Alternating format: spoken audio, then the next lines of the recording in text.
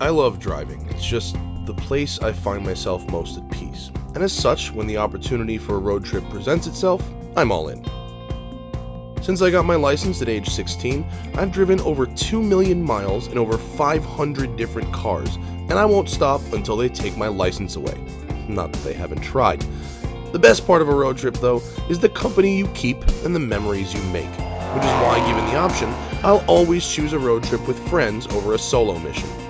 This strategy has led us on many adventures, from simple cross-continent road trips with pals to full-blown rallies like the Bull Run, which I've done 5 times, the One Lap of America race, or the Target Trophy. This week, however, we're doing a different kind of road rally, run by a different kind of people. We're a blue-collar type of rally where we don't discriminate against anybody, any kind of car. If you got 4 wheels on it, you can bring it. A lot of people in a rally will say they're doing something for a charity, but we actually take donations that directly benefit a charity. Since 2010, we've raised about $320,000. We currently sit at $108,000 for the Accelerated Cure Project. We raise money from people and organizations who want to support MS research. So that could include people who have MS or people with a family member who has MS. It could include organizations that support MS research. It could include pharmaceutical or biotech companies that are doing MS research also. And then finally, we've gotten a grant from the federal government to work on a specific project that will help accelerate MS research. Scott and Tony founded the rally on the principles that every rally benefits a charity, that the rally itself should be affordable enough for basically anyone, and that the route has to be spectacular. After all, we could all drive from New York to LA at a zillion miles an hour, again, or we could enjoy our freedom to take the back roads and actually see the country, not just the blandest parts of it fit for an interstate. Starting in Summit Point, West Virginia, the rally makes its way west over 5 days along historic US50 through the Midwest, over the plains, and eventually ending in Pueblo, Colorado. This was not our first rodeo, so we know that while speed is nice, on a 4,000-mile road trip, comfort, gadgets, and all-weather capability take an equally important position. So, we rang up Chrysler and grabbed the 2014 Jeep Grand Cherokee SRT. At $73,000, this fully loaded monster is the most expensive Jeep I've ever seen, but it's got a 470 horsepower V8, an 8-speed gearbox, all-wheel drive, great seats, and enough toys to entertain even the nerdiest among us while keeping our gear fully charged and ready. We headed west from New York and met up for the driver's meeting in the paddock at Summit Point Motorsports Park. Cars, trucks, and vans rolled in from literally all walks of life, from tech moguls in juiced-up Hennessy caddies to college kids in used BMWs to rental minivans and project cars finished less than 24 hours before. It's all here now. Rally masters Tony and Scott gave a little talk instructing us of the rules of the road and to not be total morons while out there. Then some guy got up and started talking about something, and I don't really know, I wasn't paying attention to what he said, because once he finally shut up, we got to take a few medium speed laps around Summit Point's 2-mile, 10-turn circuit. With a half-mile back straight and over 400 feet of elevation changes, Summit Point is a fast, open track that features among the highest percentage of car versus wildlife incidents of any track in the US, so keep those eyes up for deer. With our laps complete, we prepared for the official rally start the following morning in Martinsburg, West Virginia.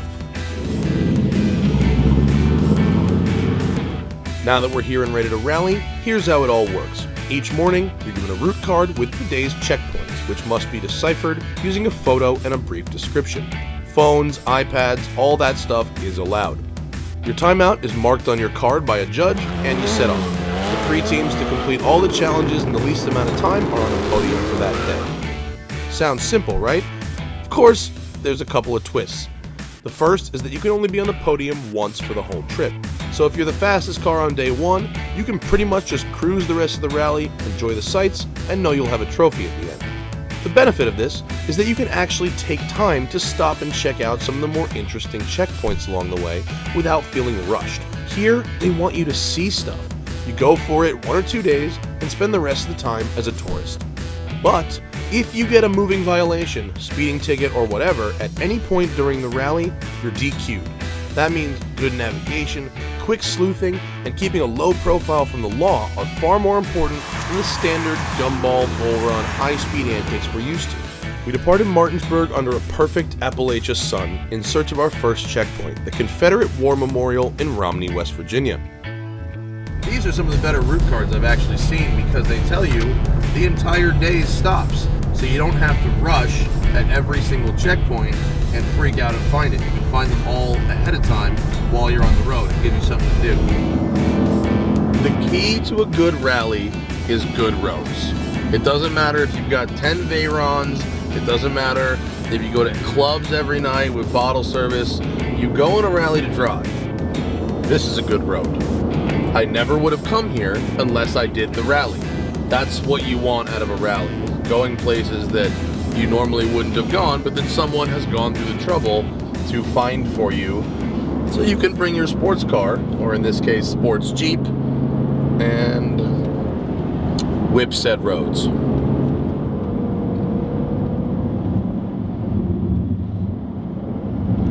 going very slow. He is. Actually, we're going very fast. Romney itself changed hands no fewer than 10 times during the Civil War, and this memorial is thought to be the first memorial dedicated to Confederate casualties. Of course, because this is America, other towns are disputing that fact. Our next stop as we move west along the 50 would be in Clarksburg, tasked with finding the flagstaff of a World War II battleship. The question was, which ship was it? The USS West Virginia sank during the attack on Pearl Harbor in 1941. Though it was repaired and recommissioned, parts of the original ship are scattered in memorials throughout West Virginia. It is at this point when I simply must take a moment to comment on West Virginia's roads, which must be the most underrated roads in all of the country.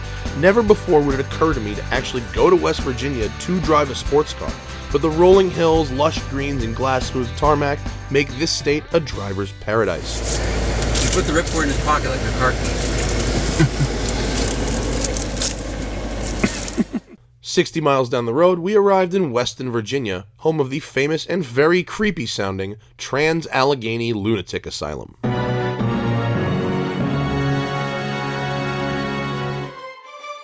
This regular fixture on ghost hunters was built in 1864, and even today is the second largest hand-cut limestone building in the world. Only the Kremlin is larger. In the early years, it was designed to hold just 250 patients, but at the time it was forcibly closed in 1994, over 2,500 patients were committed within its walls. Today it offers tours in order to cover maintenance and preservation of the building, as well as to remind people why it's way better to be crazy now than it was 100 years ago, and that art therapy is still creepy as hell. Well, Rally North America is about having a good time. So it's about seeing the country, hanging out with people that are car people. You have to have a little bit of that adventurous spirit because you don't know where we're going to send you each day. But it's really about camaraderie and doing something good for a charity while you're enjoying the car hobby. The family type atmosphere that we've created, the community that we all come together every year, and it's like, you know, you're seeing 100 of your best friends. Part of a great rally is some really great road food, and just outside of Athens, Ohio, the word is that Kaiser's Barbecue is some of the best around. We ended our day with a cold one on their porch and a big old pile of pork. You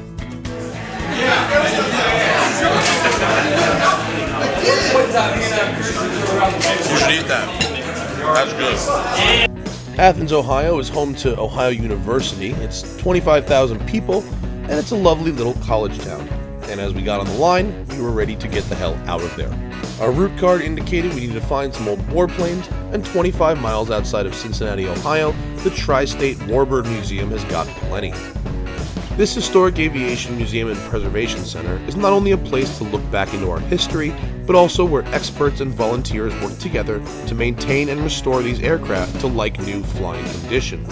Up close and personal, the stuff is seriously intimidating, especially my personal favorite, this spectacular B-25 Mitchell World War II bomber and its two 1,700 horsepower Wright Cyclone engines. Their impressive collection would not be complete without the iconic P-51 Mustang, a photo of which is our actual checkpoint here. And by the way, does anything sound sketchier than a single-engine aircraft throwing a rod through the block? I think not. I love history as much as the next guy, in some cases even more. That's right, I like National Treasure 1 and 2. but that doesn't mean I don't like to feed a little speed into my ride, which is why I was thrilled to be rolling into Edgewater Sports Park for a little bit of drag racing.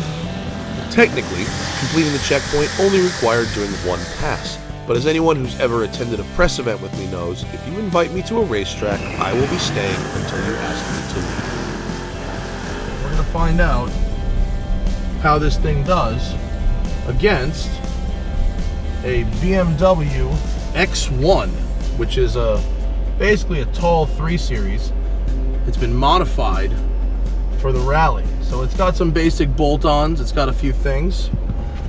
I have an 8-speed gearbox, 470 horsepower, and launch control.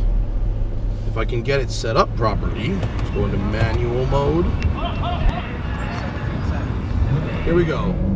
And turn. Oh, it's quick. Oh, it dragged between first and second gear. The X1's getting away. Oh, it didn't go well between first and second gear. It hit the rev limiter and bogged. Oh, that's a shame. The X1 takes it. Fastest time of the day went to this rear-wheel drive converted 750 horsepower 996, which, despite obvious severe traction issues off the line, managed to run a 12.2. The most surprising time of the day was the second fastest, tuned BMW X1, which we see here embarrassing me in the Jeep on its way to running a 12.6 quarter mile.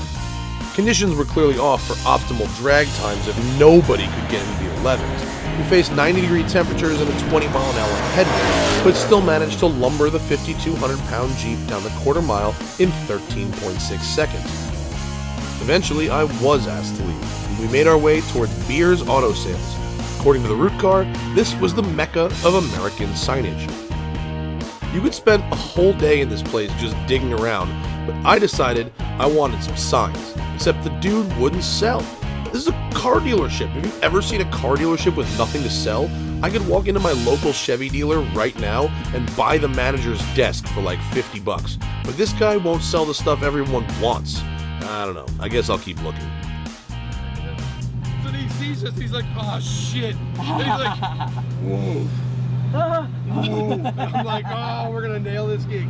Yeah. It hit hard. Yeah, you think? No kidding. I've tried to crack a But it didn't hurt the A-pillar. There's no body damage. We got an appointment tomorrow morning in Indianapolis to get glass. Jeez, get you all fancy like. It took 4 hours on the phone to find the shop that had it. Yeah. They had none in Cincinnati, nowhere. Wow. That bird won't have the guts to do that again, though. Jesus. Damn. What? You're on 32. See that sign right there? It says 32. It doesn't say Route 50. Okay. Whoops. Love driving fast. God, I love driving fast. No. We did the Dixie Run in 2012. We did Rally New England last year, and we're doing this one this year. All 3 years we've been team rental. The first year Nissan Maxima, Ford Taurus with the CLI edition, and now Toyota Sienna minivan. All for comfort this year. We moved on towards the Spring Hill State Park in Mitchell, Indiana, a place which, from a scenic perspective, is just a forest, but it allows me to say with a totally straight face, Mitchell is the home of astronaut Gus Grissom and is known for having more sinkholes per square mile than anywhere else in the world. Departing Indiana the next morning, one team was about to demonstrate a valuable rally lesson for us, although they did not yet know it. Meet Team Angry Goat, a father, a son, and a modified Pontiac GTO. It's a Forge block 390 cube, Magnuson 122 blower. It's 749 horsepower, the rear wheels. This is as far west as we've ever been driving. So he's using his phone, iPad, and my phone. Information you can get beforehand, we have plugged in there before we ever get to the rally. I mean, that was plugged in a month ago. Any information that was online or that I thought might be valid checkpoints, we put in. We won the first day, so we're just cruising now. This morning, when we were wearing the tuxedos, we got called leprechauns. By one of the waitresses at the breakfast restaurant. Yeah. She did rub us for good luck, though. Yes, luck of the Irish. When we start, we get a general direction of where we need to go. Kind of guide if we want to turn left or right.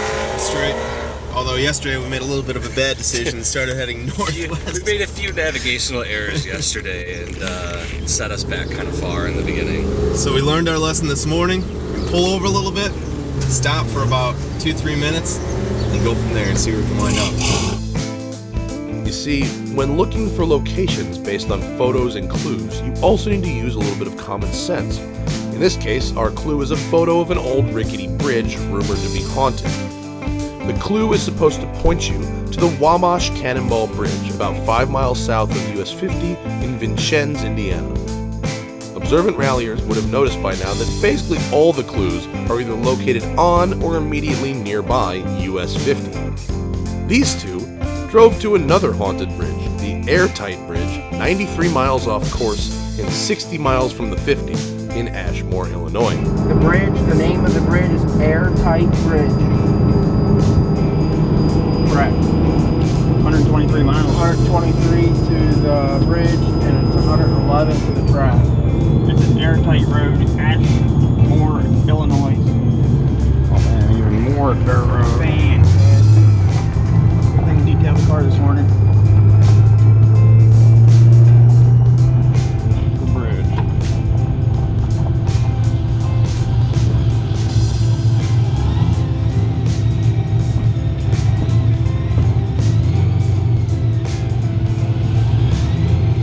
I'm not sure if that was the right bridge. The bridge in the photos got guardrails on, and that one didn't. I didn't see guardrails. Besides, we took pictures of it didn't have guardrails on anyway. Fortunately, we were able to rendezvous with our lost goat at Gateway Motorsports Park. The egg-shaped oval allows for target average speeds as high as 135 for NASCAR races.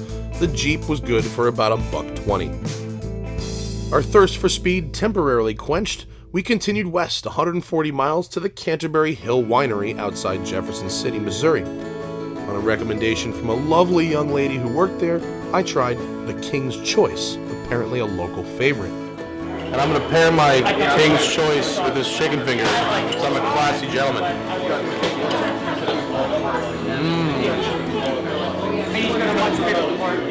I didn't do a commercial with it. I later learned they don't actually make the wine here, and the grapevines on site are part of a, quote, 10-year plan. Whatever it is, it was good. I drank lots of it and gave the keys to Zach to get to our hotel. Next week on The Smoking Tire, we continue our journey west on Rally North America. We'll see more sights, meet more ralliers, and finish it all off at Pueblo Motorsports Park, where we find out if this thing understeers at the limit. If you're feeling generous, use this link to donate to the over $100,000 already raised for the Accelerated Cure Project for multiple sclerosis. And if Rally North America looks like fun, head on over to their site to sign up for their next event.